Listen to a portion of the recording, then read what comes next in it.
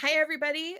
Welcome back to my channel and welcome back to another episode of Three Girls, One Monthly Catch Up. I am, of course, here as always with Heather and with Julie from Peekaboo Rose. And we've been having a lot of fun doing these monthly recaps together of, the things that we've been up to that month in terms of, decks, books, movies, and TV, big life events, that kind of thing.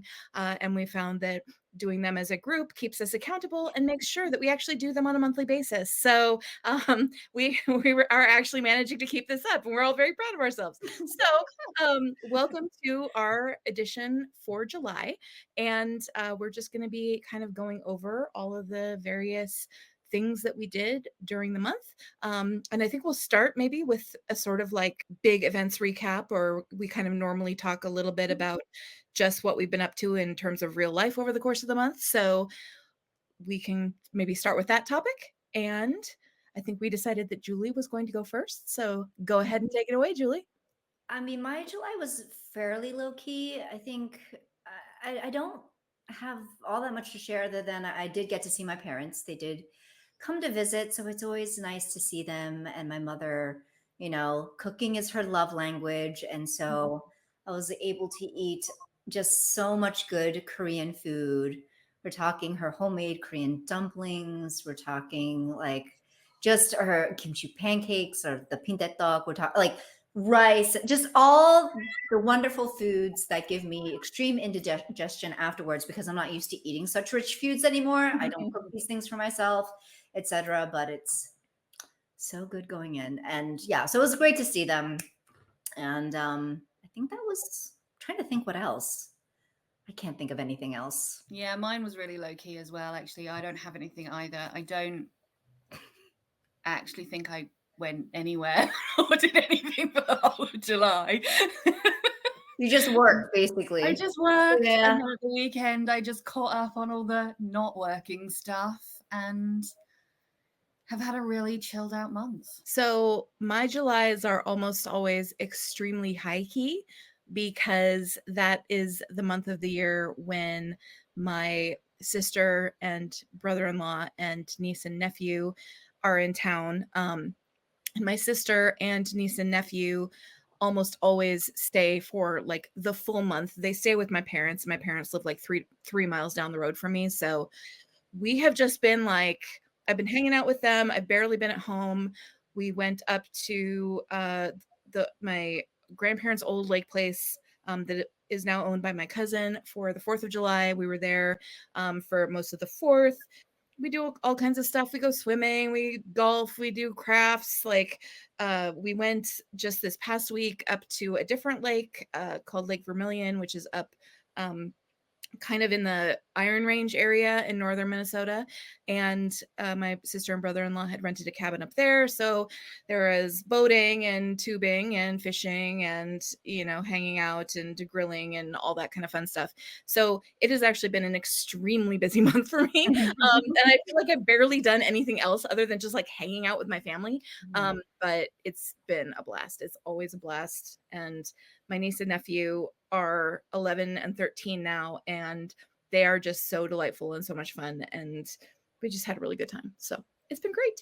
So next up, we generally talk about decks and sort of what we've been doing on the tarot front over the course of the month. So I'll let Julie kick that one off too. So the one tarot, I have tarot and oracle, and the one tarot that I would say was the highlight of my month is the traditional Korean tarot, which I've just been calling the Bana tarot. Bana is actually the artist's name. That's what I've been calling it, but it is, the traditional Korean tarot. And so this was a Kickstarter, and it's Korean based. I just really enjoyed working with it. It's very like seamless to work with because it is very much, Rider-Waite Smith leaning. The guidebook is also fantastic. I haven't read it like from cover to cover or anything like that yet. I've just kind of been going through it as I've been, doing my draws from the deck and reading up on, the descriptions, the stories behind the inspiration for the images. Some of them are based on like historical figures or different characters from like stories, etc. So I found the guidebook to be really cool in terms of just covering different symbolism and yes, like the backstory and even if like the meanings that Bana's chosen don't necessarily resonate with me for some of the cards, it doesn't matter because this is just so it's definitely very RWS leaning. It almost clone like. If you have the basic knowledge of RWS, you would not have any problems with this the devil card, which is a picture of a gumiho, like a nine-tailed fox, is one of my favorites because I love that kind of like folklore of like the nine-tailed fox. It's a little different from Japanese folklore of that myth, but yeah, just so it's beautiful and it has like this kind of manhwa style to it, which I love. Just the artistry it's great. So that is that. And Heather, did you have anything you want to add to that? Or do we No, you don't have to make it big. You can carry on. I say it's the only deck I use this month as well, so I don't have anything additional to talk about. But I like in terms of the deck, it's stunning to look at. Right? Absolutely stunning to look at. Yeah. It's and the guidebook, I actually think the guidebook is incredible. Even to the point when I got the guidebook and I opened the box, I thought it was like, I was like, oh, have they given us like an additional notepad or something? That's amazing. No, it's the actual guidebook. Yes. It's probably one of the nicest guidebooks I've ever seen. I agree. And very thorough and just I think they did a fantastic job. So I did too. And I think it's I do actually think it's been translated really, really well as well. It doesn't read like it's been translated from Korean into English. Yes. But it has. And I think they've done a really, really good job. They definitely have. The Oracle deck that I worked with is the African Goddess Rising Oracle. And this was one that Queen Osset had gifted me along with this book, which you don't necessarily need. It's a standalone book, but it is based off of the images in these cards. And so it's been nice working with both of them. I haven't been working with like the entire deck. I've just kind of what I decided to do was spend just like 1 month focusing on like 2 cards that I pulled. So for July, I had pulled Medusa, my girl, right? Rage.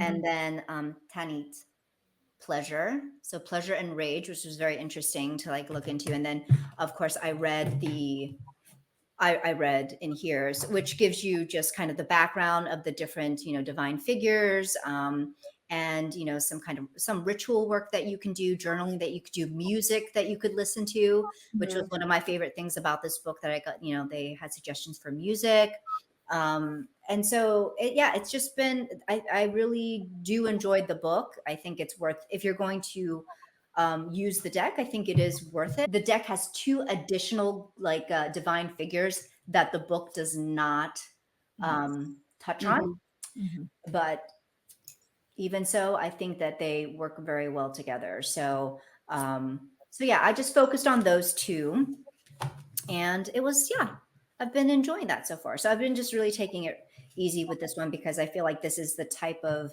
deck where you're not necessarily doing a daily draw with them. Those were my 2 highlights of July for decks. So when I traveled this summer, which I did a lot, obviously, the only deck that I brought with me when I traveled was like my travel Morgan Greer and my Arthurian Tarot, because I'm still working through that deck and whole HoloQuest course and everything. So that was the only deck that I really brought with me when I traveled. But when I was at home, for the parts of the month that I was at home, I was mostly working with the literary tarot. And I love how we are going from decks with like fantastic guidebooks, like the ones that you guys are talking about, to fantastic guidebooks. However, I will admit that I had a really, really fantastic time working with this deck. it's this deck really works for me. Like I feel like this is a very me deck, and I really actually think that in the vast majority of instances they did an incredible job pairing the story with the particular card in this deck. And so I really, really do like it. I did tell myself that because most of the works that I haven't read that are associated with cards in this deck are short stories. And so I'd like created a rule for myself that if I drew as a daily draw any of the cards that was associated with the short story I hadn't read, I was going to read that short story, but I didn't end up drawing any of them. So like whatever. Uh, uh, but just in terms of like the works that I am already familiar with, I don't know, this deck just really works great, and I had a really nice time working with it. So so yeah, I really do like the literary tarot a lot, but I didn't want to carry it around with me when I travel because it's just kind of like a big, it's kind of a big box. It is. so I just sort of only kept it at home and only worked with it when I was at home.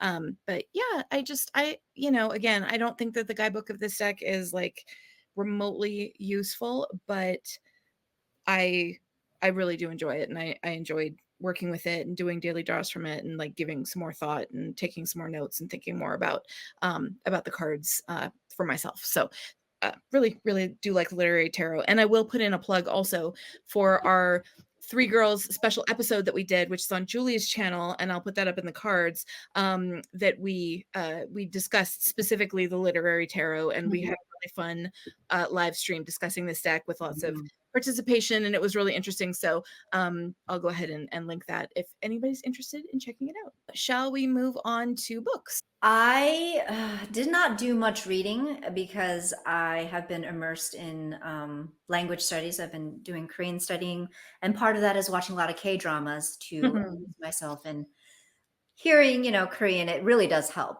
a lot. But I did manage to finish Lee Bardugo's Rule of Wolves. That is the second book in the King of Scars duology. And I believe it's like the seventh book in the Grisha verse kind of novel, chronology World, world that Lee Bardugo has.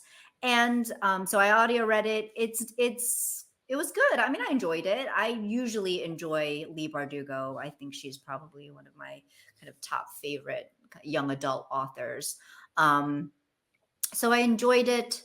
And I felt like, and I'm not going to even get into like plot premise, it's too complicated, but just know it's part of, it's part of her Grisha verse. She's well known for the Shadow and Bone kind of trilogy, which is now on Netflix. They have like seasons 1 and 2 on Netflix. But in any case, if you like kind of like that fantasy, young adult fantasy, she's really good with that. And so, yeah, I enjoyed it. And it almost feels like she left it open for more Grisha, to continue the plot line, which I almost kind of hope she just lets it go. I think I feel all right. Like, even if it were left where it's, I don't know have either of you read? I've read all of them. Okay, I haven't read any of them. Okay, so you know what I mean? Like, yes, it hasn't been tied up in a nice, neat bow at the end. And yet I'd be okay, actually. I'd actually be okay if we didn't go any further.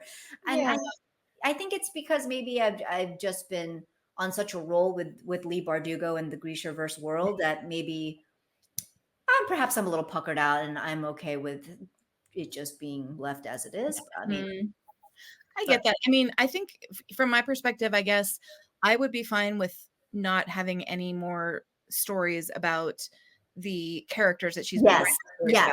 Grishaverse itself is Grishaverse is an incredibly drawn universe with very rich world building. It's incredibly rich. It's really well done. Yes, the magical systems, the way everything in that universe, the geography of it, the geopolitics of it, like everything. Really, really well done in that universe. And so I feel like it's a rich universe to just set stories in, in perpetuity if she wants to. Oh, absolutely. I completely.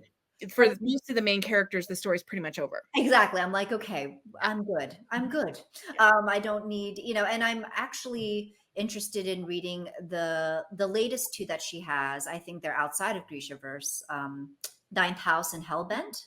Yeah, they're also not YA, they're adult books. They're adults, right? Yeah. So I'm interested in reading those. So at some point, I have those on my to read. But yeah, that's one of like the only books I managed to finish in July. Well, funnily enough, one of the books I finished in July was Hellbent, which is book 2 in Lee Bardugo's Ninth House and Hellbent, which I can't tell you anything about because it's book 2 in a series.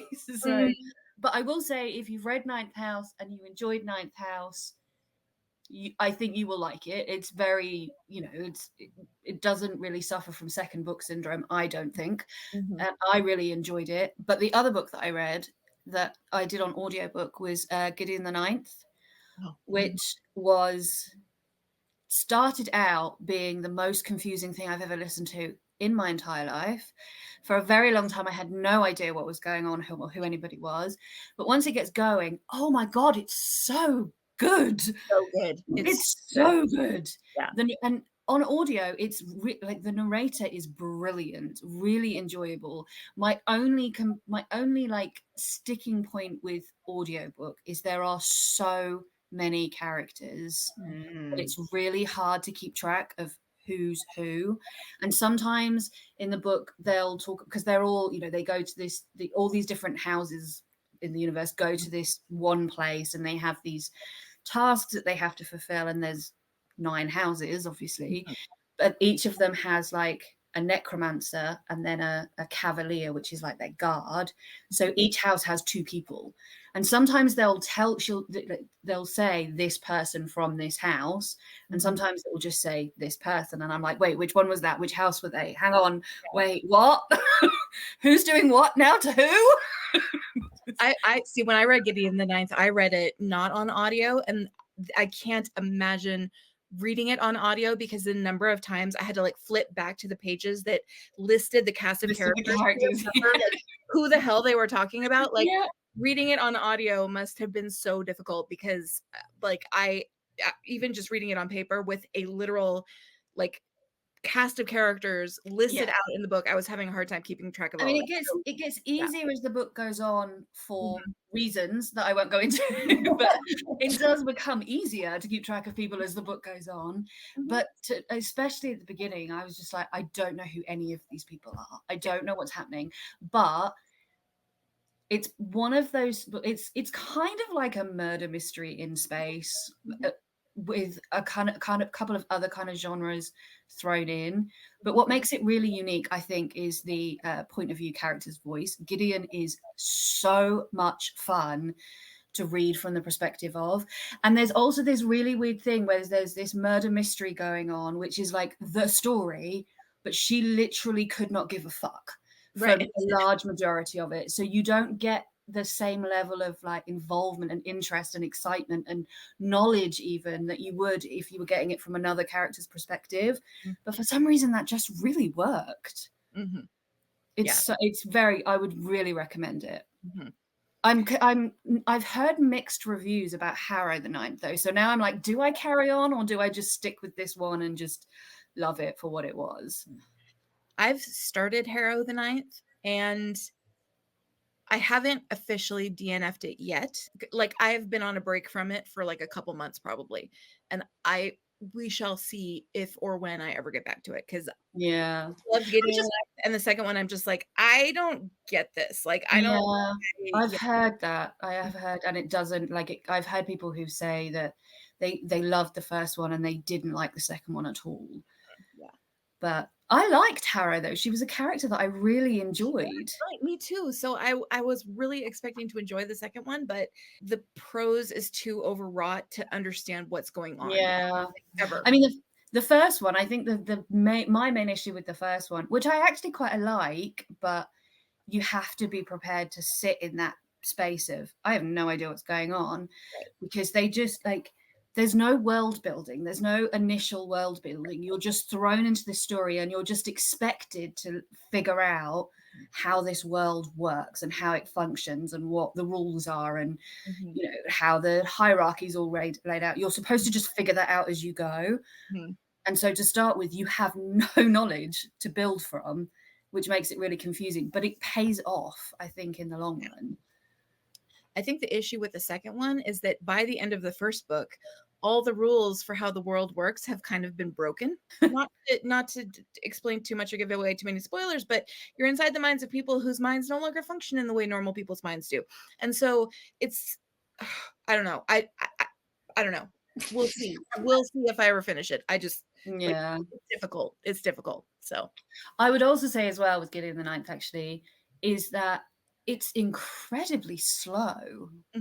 Really, it's incredibly slow. Very little happens for a large majority of the book, and then everything happens in what would be like the last 50 pages if you were reading it, which I don't mind. I'm a Stephen King reader. I can do slow build-ups with the best of them. I've been reading Stephen King since I was 12, and he is literally the king of it. So I can do that. But I think if you're somebody who likes a lot of stuff and plot and action, it might not work so well for you because it's not like that at all. It's really slow and a bit plodding in places. And I think people selling it as lesbian necromancers in space are kind of overselling it, actually, because yes, there are necromancers. Yes, Gideon is written as a lesbian. That's how she comes across. And yes, they're in space, but how much of that is relevant to the story? Right. Yeah. They're so, well, it's almost like that's true, but there's like so much more to it than that. There's so many other things that matter more. Like that's a really reductive description. I read a couple books this month. Because I had read American Gods or reread American Gods last month, I did reread Anansi Boys this month. So, which is a great fun book. I've been reading the BTS biography, obviously, because it's actually really good and really interesting. But the book that I want to talk about is a book that I'm not actually done with yet, but a friend of mine recommended it to me. And it is a fantasy novel called Fourth Wing. And it is written by an author who is normally a romance author. So it's, and this book is basically like a combination of Dragon Riders of Pern, Her Majesty's Dragon by Naomi Novik, and a very tropey romance novel. And sign me up. I mean, it's a wildly fun read. Like it is a super fun read. I'm about halfway through it, and it's basically like, girl goes to Dragon Rider War College, and of course is in a love triangle because of course, and and like is expected not to succeed, and like bonds with these dragons, and then and they're very much in the normal realm of grumpy fantasy dragons who are like so much smarter than all the humans and are like very condescending in a hilarious way, and it's just been a really fun read. And of course there's like a whole like enemies to lovers thing where she and this other dude who hate each other are now like thrown together because their dragons are mated, and like it's there's so much about it that's ridiculous, but honestly it's been an incredibly fun read so far. Fourth Wing? I have seen so many reviews of this book. Really? So many vlogs of this book. It's been that I really love, who have the same taste as me, and I know without a shadow of a doubt that I would fucking hate every single second of it. I'm not even bothering to try it. I'm like, no, totally gonna try it. That one is not for me. Here we go. And that's the thing too, is that like because I read a lot of fantasy, right? And because of the fact that this is a fantasy written by an author who I don't think is normally a fantasy author, like I feel like a lot of I feel like the author herself and maybe a lot of readers of the book don't recognize how extremely like not super original most of the fantasy tropes are in this book. Like when I say it's literally Dragon Riders of Pern crossed Her Majesty's Dragon, I'm like, I'm like not sure other readers of this book are like aware of that, because like nothing is original about like the whole dragon world and Yeah. the way that the dragons operate. Like it's not, you know, that What's world building original these is days? not super original. Mhm. Um, but it is like it is a fun read about, you know, about like in a sort of against all odds character. I will say that there's a lot, like from a representational standpoint, the book is really good. Like the main character is somebody with a disability. Like there's a lot of just good representation on all levels, you know, throughout the book, which is a really cool aspect of it. And it is just honestly like a fun read. But you know, there are certainly many descriptions of the like chiseled physique of the, you know, the enemy dude who she's eventually going to end up like, I'm sure, having very explicit sex with by the end of the book. So Fantastic. I cannot wait to read I have books. a question. yes. How long does it take for her, because I guarantee it's in either chapter 1 or chapter 2, to either describe his unusual eyes or Oh, tell chapter you how he smells in a oh, weird both are way? in chapter 1. Both are in Yeah, chapter yeah. Are you kidding? Absolutely. Is Absolutely. she is she like a plain beauty, like someone who's not beautiful but really beautiful, and who's Oh, also clumsy but really adept in her clumsiness? yes. Yeah, Oh, and very absolutely. thin and Well, she has petite and like, small. but she has, what's the name of the, I can't remember what it's called. The name of the disease where you have very, like very sort of like loose joints and brittle bones. PDS. Yes, thank you. Yeah. That's what that's what she has. It's never explicitly stated, but like she literally does have this disability. And so she is trying to make it through Dragon War College while keeping all of this a secret, because, you know, like it's incredibly competitive and you're supposed to be in like prime physical condition to be able to get through Mhm. this whole thing. And so she has to think of sort of like clever and creative ways to mask this. The whole reason that she's there is because her mother is like the general of the dragon armies, and like has she has a terrible relationship with her mother, and her mother has basically like forced her to do this for like the sake of family pride, even though most people who know her think she's almost certainly going to die as a result of doing this. Um, but so she kind of like, you know, it becomes a point of pride for her to be able to make it through this incredibly rigorous kind of environment, even with the disability that she has. And so like, you know, it's like it's interesting, like it's, you know, it's kind of cool in that way. And you end up rooting for her a lot, even though yes, she's 100% every possible romance trope you could possibly think of. It's a pretty darn good read. So shall we move on to TV and movies? I just watched a shit ton of K dramas, and it's all a blur. I would say the highlight would be Goblin, the Great and Lowly God. It's an older K drama, but one of the most like the highest rated K dramas Mhm. um, in recent times. And I think it was released in like 2016, 2000, Mhm. something like that.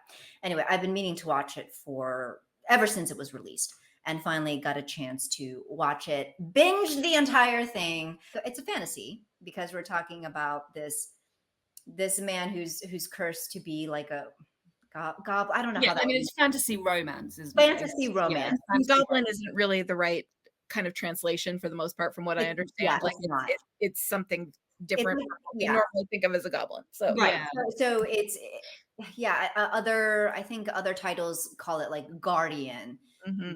Anyway, so he's cursed and with immortality, and one of the main characters, and anyway, and he needs to find the Goblin Bride, the bride, to help, release him from his curse. And then you have, of course, all these supporting characters who are equally fantastic, etc. Anyway, um, and it's fantastic. The only one of the big problems I had was kind of reconciling the fact that you have this man who's lived 900 plus years because he's been cursed with this immortality, and ultimately his love interest, who is the Goblin Bride, whatever. She's like what, 18 going, well, 19 going on 20, but if you count it in like Korean year, like Korean birth date, it's really more like 18 going on 19. Which, okay, that's, I guess, considered adult, but not the way she acts. Like, not the way she acts in this K drama. I mean, she literally looks like She is a minor. She acts like a high school student in a lot of senses. And so to me, that made it hard for me to kind of, yeah, to, Yeah. 900 versus 18 is like May, December to the max. Like It's- that, Yeah, that's and a he's lot. like 900. He's 936, isn't he? Which Oh my means that when he died, he was 36. Even yeah. ignoring the 900 years that he's lived, he was a 36-year-old man when he died, and she's still at school. She's still in at like school. her Like, last senior year. And let me tell you something. Like it's problematic. Okay. No doubt about it. And we see this trope a lot when it comes to like vampire lore. You know, we see this trope a lot when it comes to Buffy and Lord of Angel. the Rings. Oh, He yeah. was like 300 years old, and she was 16. Who? What? Huh? Buffy and Angel. Oh, yes, exactly. Right. When you compare it to like Buffy and Angel, even though their characters are very different in age, they look of a similar age. They look of a And similar age. they act of a similar age. But this is like a grown man and a teenage girl. That's what it looks like, and that's what it feels like when you're watching it. Buffy also like is a powerful character. Yes. Like, Buffy has her own power. Like Power. The power dynamic is not off. Exactly. It's not, you know, there's no way in which they are not equals in terms of their level of power in the world. If anything, Buffy is more powerful. He's more powerful. Yeah. Exactly. Mhm. So there's that's power dynamic imbalance. Yeah. Yeah, so that was a bit hard to swallow at times because it was me more like reminding myself, well, the actress in real life is 25. And so it's fine. It's fine. But really it wasn't fine. Like anyway, and not to harp on it because it did have a lot going for it other than that. and the acting is so amazing. Honestly, the actors are just fantastic. I watched a lot of movies actually in July. We did Past Lives, we did Barbie, we did Mission Impossible. God, that was so fucking long. And, you know, so it was a lot of movies. I would say Past Lives, I really enjoyed that one. It was less than 2 hours long. It's understated. I mean, I feel like I was being hit over the head with a lot of promotion for that movie. So I think my expectations were maybe a little higher than, and then as a result, I was just like, I mean, yeah, it's an okay movie. But I think it was one of those films that when you think about it and you sit with it a little more, you realize how much it was actually a good movie, despite being understated. This movie is about so the male character, so they're both Korean. Male character is Haesung, and the female character is Nora, and so they're childhood sweethearts, and in Korea, in South Korea, around like maybe 13 or 14, and then they're separated because Nora's family immigrates to the United States, and the way they part is just kind of like awkward, and you don't feel any closure there. Turns out, you know, as they are like in their early 20s, Haesung has tried to find Nora via Facebook. So they do reconnect, you know, over internet. And so you see that interaction there. Then there's a separation again for like another, I don't know, 7+ years. And at this point, Nora marries an American man. Haesung has had a relationship, etc. But again, there's this chance for reuniting when Haesung decides he wants to visit the United States and visit New York specifically to see Nora. So again, just it's a slow burn. It's understated, and it's less than 2 hours, which is fantastic. And and Matt went to see it with me, and it made for a very good discussion about relationships. Matt and I had a very lively conversation about the way these characters were depicted. Matt in particular felt that, you know, Haesung's characterization was a bit problematic, and did not give him much credibility or agency or just kind of any type of, I don't know. I think he felt like he was depicted in a rather pathetic way. Anyway, so it makes for lively conversation. I would recommend it if you're kind of into thoughtful movies like that. So TV wise, I watched Goblin. I'm still watching Goblin because it's taking me a lot longer than it's taking Julie, because I can only do one and then I'm like, okay, now I need a break. But I watched quite a few movies in July. So I watched Old, where their family go on holiday. They go on this holiday to this resort and then they send them off to this beach. And they can't seem to get off this beach, and they all suddenly start aging really quickly. Oh, It's M. Night Shyamalan. M. Night Shyamalan. Yes, I've heard of the movie. It was okay. It was all right. I mean, he tries too hard to do twists now, I think, because his first few films paid off so well. Yeah. And but now you spend the whole time trying to figure out what it is. Yeah. Which takes some of the enjoyment away. And also, I think the ending, there was stuff that happened at the end that just made the film not as good as it could have been. Mm-hmm. So overall it was all right. And then I watched Nimona on Netflix, which was wonderful. Oh. So I read the graphic novel for Nimona at the beginning of the year, and it's about a guy who is accused of something that he didn't do. It's like this world where they live in this walled area because they are worried about monsters and things, and they have the guard, and he was going to be a guard, and then something happens, he gets accused of something that he didn't do, and he becomes a villain. And this girl Nimona turns up to be his sidekick and is a shapeshifter. The way they chose to go with the film is very different from the graphic novel, the way they chose to end the story and the direction it went in. But oh my God, it was brilliant. I cried. I sobbed at one point. I mean, take that with a pinch of salt, because I cry at the drop of a hat. But it was so good. So much fun. It's not very long. It's like an hour and a half. Nimona's character is just adorable. She's wisecracking. She's sarcastic. She's wild. She's just it's so good. I cannot recommend this film enough. And then I watched Labyrinth, but in Korean. Shut up. How did that go? It was okay. I mean, I started off with it with Korean audio and Korean subtitles on Netflix, but the subtitles didn't actually match the audio, and it was throwing me. So I ended up just turning the subtitles off. Interesting. Okay. In English, I can quote that film script end to end in my sleep. So it's the perfect film for me to watch Korean in, because even though I didn't understand every single word that they were saying to each other, I had absolutely no problem following the story, because I know the story.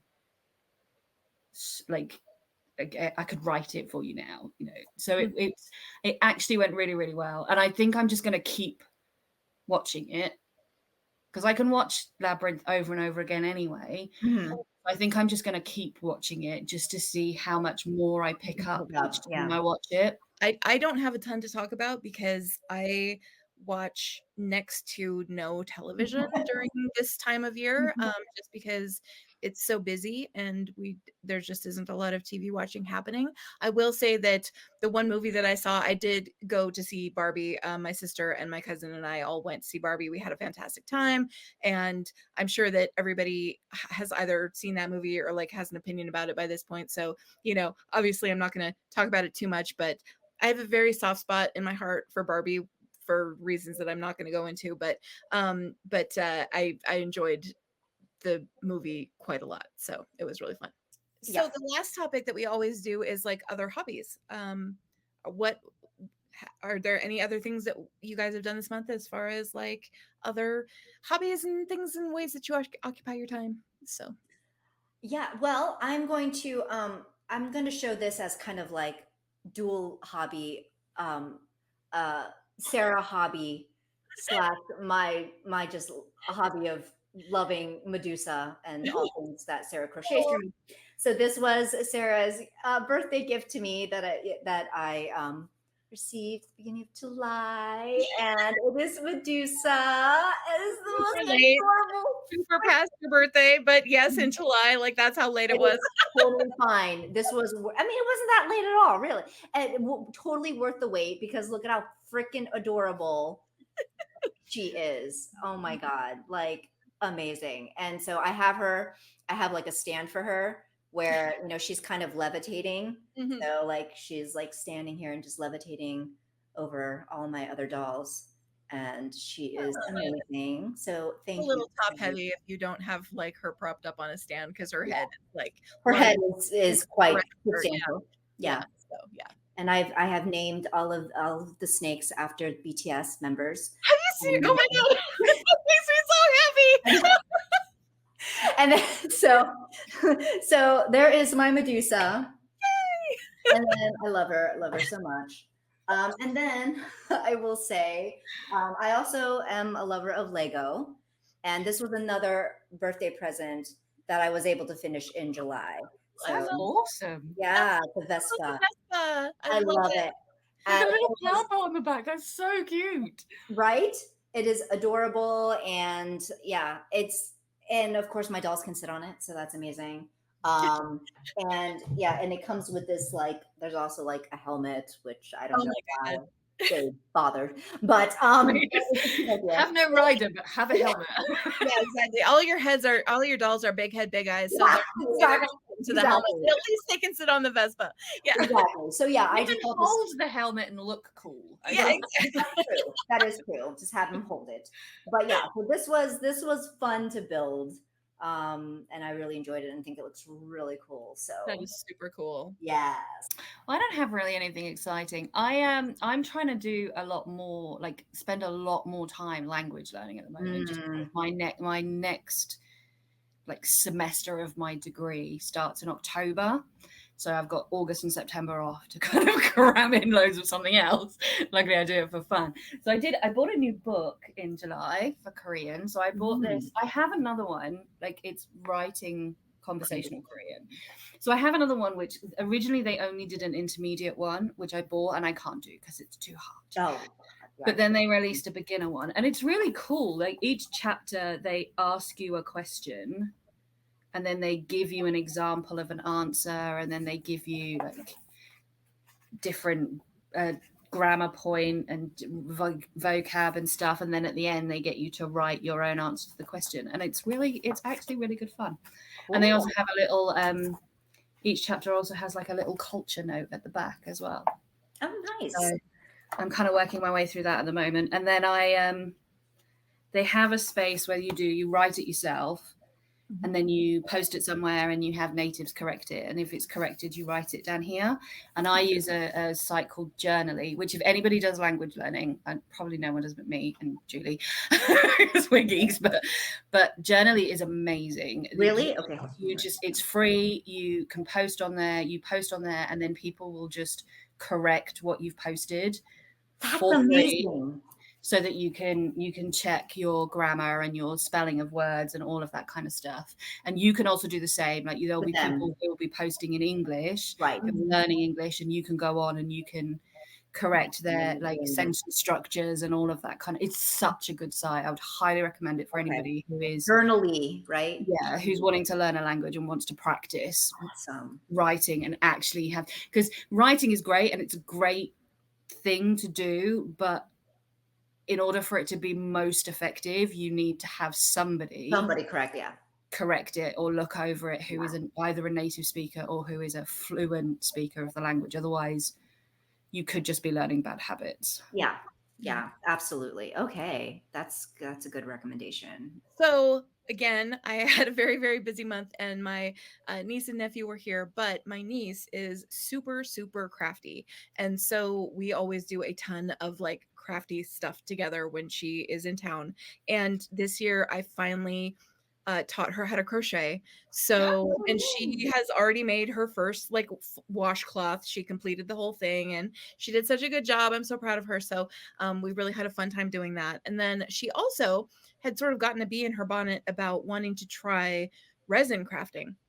And so we got just a resin kit on Amazon and did some resin crafting. And it was my first time ever doing it. So, I mean, we made some kind of like fun little, like pendants and things. And it was really fun. Like I'm not good at it or anything, but, we just did some cute little stuff. My favorite thing that I made is this little dish that is like faceted.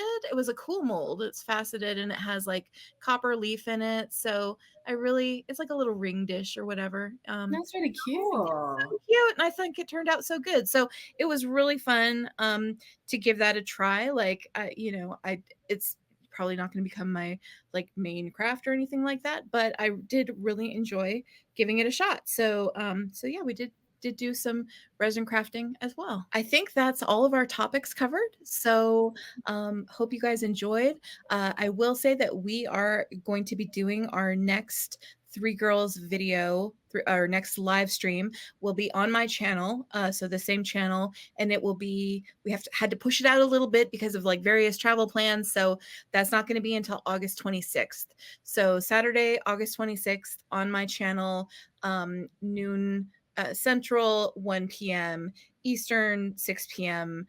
British time. So just the normal time, but that will be August 26th, the next time that we'll be doing our regular Three Girls, One Deck. And in the meantime, thanks so much, everybody, for watching, and have a great one. Bye-bye. Bye. Bye.